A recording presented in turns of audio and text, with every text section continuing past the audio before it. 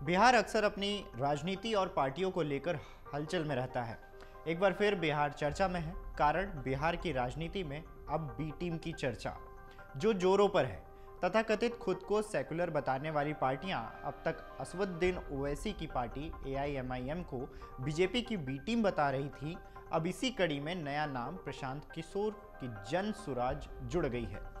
India गठबंधन का खेमा लगातार आरोप लगा रहा है कि प्रशांत किशोर बिहार में बीजेपी की बी टीम के रूप में काम कर रहे हैं। ऐसे में अब इसे संयोग कह ले या दलीय राजनीति से तैयार जातीय समीकरण के फॉर्मूला, क्योंकि बिहार में अपेक्षा के रूप में उन दलों की राजनीति बीजेपी को फायदा पहुंचा रही है और आगे के चुनाव में भी फायदा पहुंचाएगी। ऐसे में बी टीम का जिक्र आखिर कैसे होने लगा, चलिए इस वीडियो के माध्यम से आपको बताते हैं। लोकसभा चुनाव के बाद से ही बिहार को लेकर कई सवाल खड़े हुए हैं। अब बी टीम की चर्चा है। टीम होने का आरोप भी किस पर? पहले ओवैसी और अब प्रशांत किशोर। बता दें कि राष्ट्रीय जनता दल आरजेडी के प्रदेश अध्यक्ष जगदानंद सिंह ने सीधा आरोप लगाया है कि रणनीतिकार से राजनेता बने प्रशांत किशोर की जन सुराज पार्टी बीजेपी की बी टीम है। ये पार्टी बीजेपी की ओर से विस्फोटित है। आरोप तो यह लगाया गया है कि जन सुराज का निर्माण बीजेपी की राजनीतिक ताकत बढ़ाने के लिए किया गया है।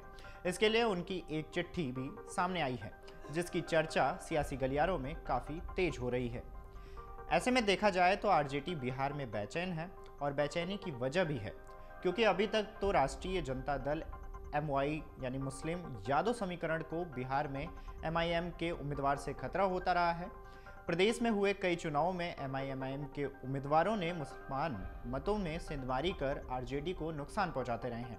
अब जनसुराज पार्टी के सर्वा प्रशांत किशोर ने यह कहकर आरजेडी की मुश्किलें बढ़ा दी है कि वो आगामी विधानसभा चुनाव में जनसुराज के प्लेटफॉर्म से 75 मुस्लिमों को चुनावी जंग में उतारने जा रहे हैं।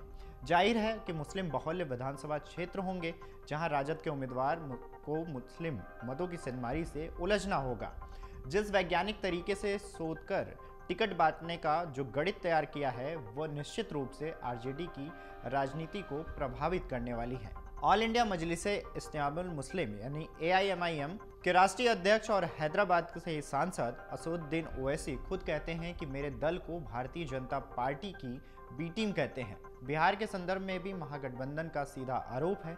नवंबर 2022 में हुए 3 विधानसभा उपचुनाव में एमआईएम का प्रभाव देखने को मिला था। हुआ यह कि कुढ़नी विधानसभा उपचुनाव में बीजेपी के केदार गुप्ता की और गोपालगंज में भाजपा की कुसुम देवी की जीत में एमआईएम उम्मीदवार का खड़ा होना कारगर साबित हुआ। तब एमआईएम के उम्मीदवार ने मुस्लिम मतों में सेंधमारी करने में सफलता हासिल की और महागठबंधन को अपनी सीट गंवानी पड़ी। अब ऐसे में जारी हुई चिट्ठी के बाद मामले ने तूल पकड़ लिया है। अगर आप ये वीडियो YouTube पर देख रहे हैं तो हमारे चैनल को सब्सक्राइब करें और बेल आइकन को दबाना ना भूलें। अगर आप Facebook पर ये वीडियो देख रहे हैं तो हमारे पेज को लाइक करें।